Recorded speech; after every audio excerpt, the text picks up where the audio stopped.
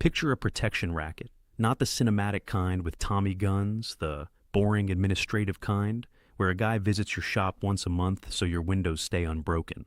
Now picture the moment three of his oldest, richest clients quietly start paying off the man who's actually breaking the windows, cutting the middleman out entirely, while the middleman stands on the sidewalk insisting he is still the one keeping the peace.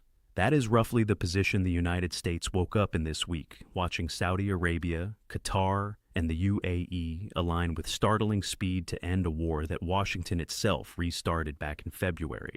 The official version of this story, the one you'll hear repeated on cable news, goes something like this. President Trump struck Iran's nuclear sites, brought Tehran to its knees, negotiated a tough new memorandum of understanding, and a grateful Gulf fell in line behind American leadership. It is a tidy story. It is also, on the available evidence, close to the opposite of what happened. A ceasefire ended the so-called 12-day war back in June of last year. That ceasefire expired at the end of February. Within days, Trump ordered new strikes on Iran and a renewed blockade around the Strait of Hormuz. Yes, the same Strait of Hormuz you've heard mentioned in roughly every Iran story for the last 40 years. Restarting a war most Americans had already filed under resolved. 4 months of that blockade is what actually produced the diplomacy concluding this week. Not American strength, so much as everyone's exhaustion with American strength. Which brings us to the Gulf states, and to the part of the story Washington's version conveniently skips. The UAE, which 4 months ago was actively lobbying the U.S. to keep bombing, has reportedly delivered around $3 billion directly to Iran, with reporting putting the eventual figure somewhere between 10 and 20 billion, depending which sources you trust and how skeptical you're feeling today. Qatar, separately, is reported to have agreed to scale back operations at its own Ras Laffan refinery in exchange for Iran not striking it again. Neither government is exactly advertising this. The UAE has denied it outright. But multiple regional sources, and at least one former American intelligence official, have called it the worst-kept secret in the Gulf this month. I can't independently verify the exact figure, and frankly neither can most of the people reporting it. But the direction of the money is the story here, not the decimal point. So, would you trust a protector who just watched 3 of his closest allies quietly start paying off the country he was supposed to be protecting them from? No, neither do they. America's own treaty partners decided, somewhere in the last 4 months, that buying their own safety directly was more reliable than waiting on Washington's. That is not a vote of confidence. That is a hedge. There are at least 3 things about this deal that nobody outside a small circle in Geneva actually knows yet. How much money has truly changed hands and whose accounts it came from. Whether Israel will honor a ceasefire that explicitly requires it to stop bombing Lebanon, and whether the sanctions relief reportedly being floated on Iranian oil quietly extends to Iran's largest customer, which is, inconveniently for the maximum pressure narrative, China.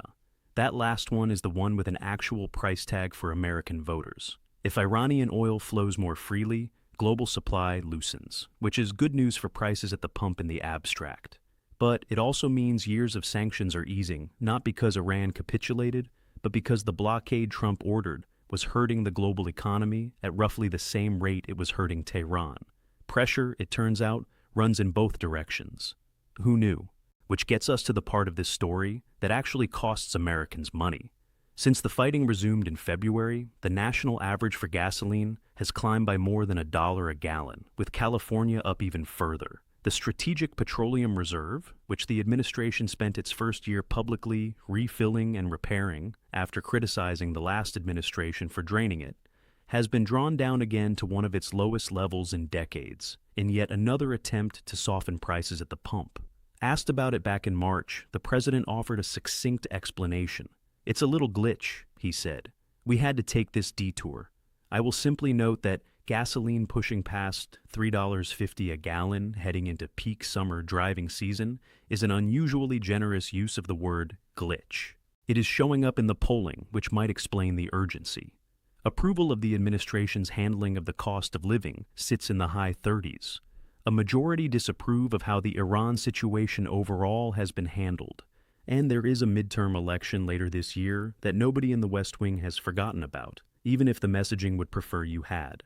There is also a quieter fracture worth naming, because a signing ceremony doesn't make it disappear.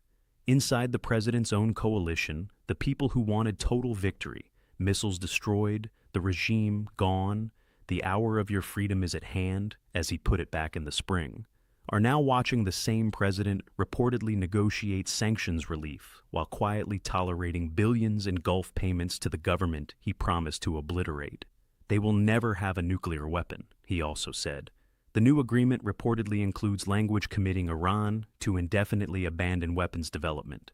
Whether that commitment is verifiable, permanent, or just the diplomatic version of a promise made to end an uncomfortable phone call, we genuinely don't know yet. And anyone telling you they do is guessing with more confidence than the evidence currently allows. And hanging over all of it is Israel, the one actor in this story nobody actually controls, least of all from the Oval Office. The ceasefire's own terms require an end to Israeli strikes in Lebanon, strikes that have continued through this week regardless. Asked about his own ally's prime minister, the president's assessment was almost touchingly understated. He's a very difficult guy, Trump said, which is one way to describe someone whose ongoing bombing campaign could collapse a 60-day peace process before the ink on Friday's signing in Geneva is even dry. So, where does that leave the United States 4 months and an unconfirmed number of billions later? With a memorandum it can call a win, a reserve it can't easily call full, a gas price it can't easily call low, and a set of Gulf allies who have just demonstrated, with their own checkbooks, exactly how much they are willing to bet on Washington going forward, which, in fairness to the administration, is a remarkably efficient way to end a war, get everyone else to pay for the peace, and call it leadership. I'm Marcus Fenn. This is Borderlines. If you think the headlines have been flattening this into a press release, you already know what to do.